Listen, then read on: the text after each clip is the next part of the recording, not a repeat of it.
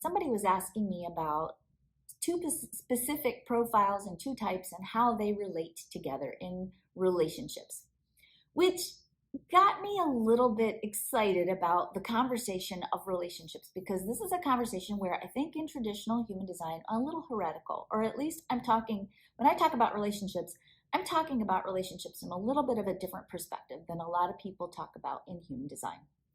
So when I teach relationship energies, I talk about the full spectrum of the potential of a relationship. Traditional human design talks a lot about the mechanics of how two charts come together. While there is a certain dialogue that's important to have about how two charts interact together, that dialogue being when you know your partner's chart, and hopefully they know yours, you have an instruction manual, deep insights into what makes your partner tick and how you and your partner click, the challenges and adventures you have potentially hardwired into your connection.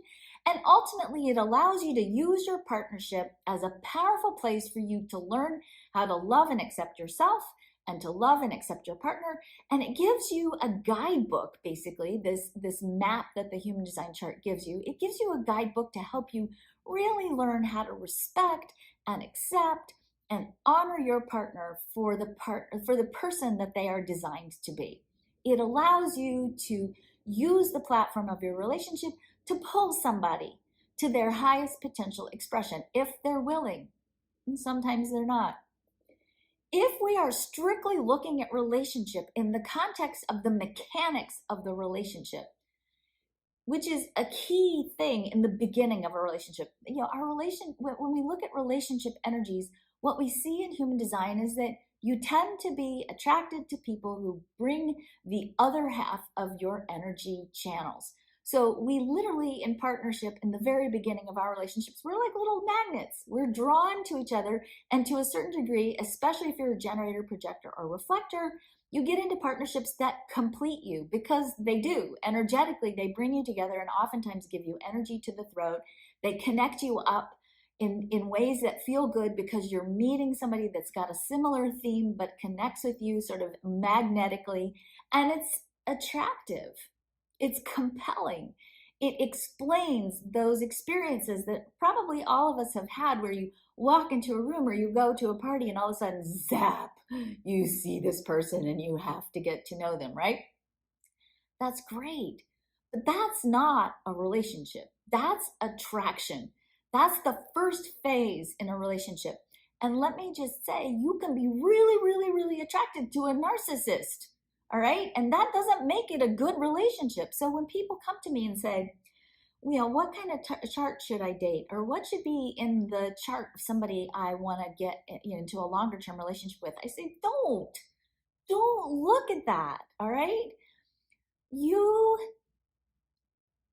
are part of a cosmic plan that's unfolding through you. And the intention of that plan is ultimately, over the course of your life from birth to death, to teach you how incredibly precious and valuable and love-worthy you are, which means your relationships are going to be the arena in which you explore and learn that lesson.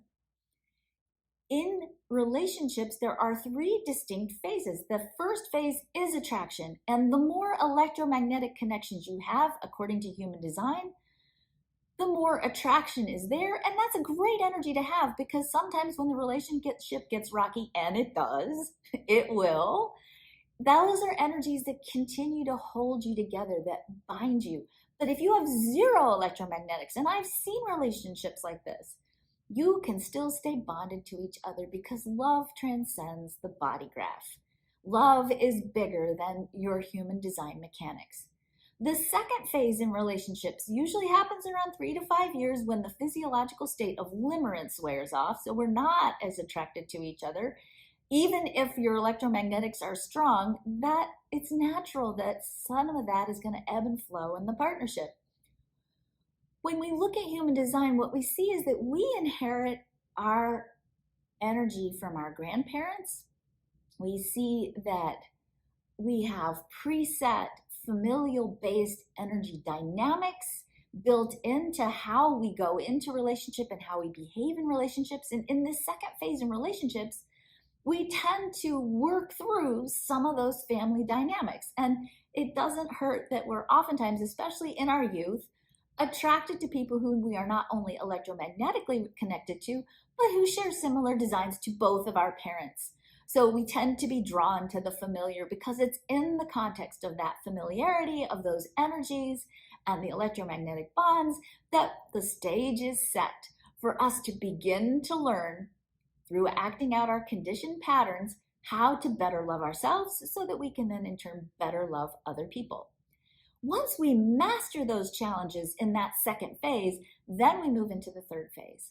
And that third phase happens when we've worked through many of those core issues, and we now can really begin to love and accept our partner for who they are because our own love worthiness is intact. We're not depending on a partner to make us feel loved. We feel loved because we exist. We know our own value. We're standing in the truth of who we are. And from that place, we are better able to love everyone better, especially your partner, because now you can see your partner and appreciate your partner for who they are.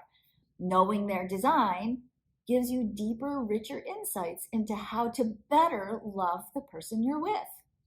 Now, obviously, I'm not saying you should stay in relationships that are really dysfunctional or abusive.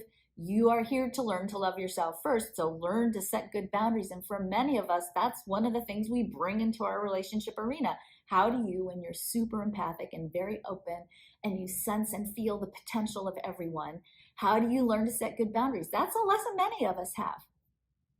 So, bottom line, you're going to be attracted to people.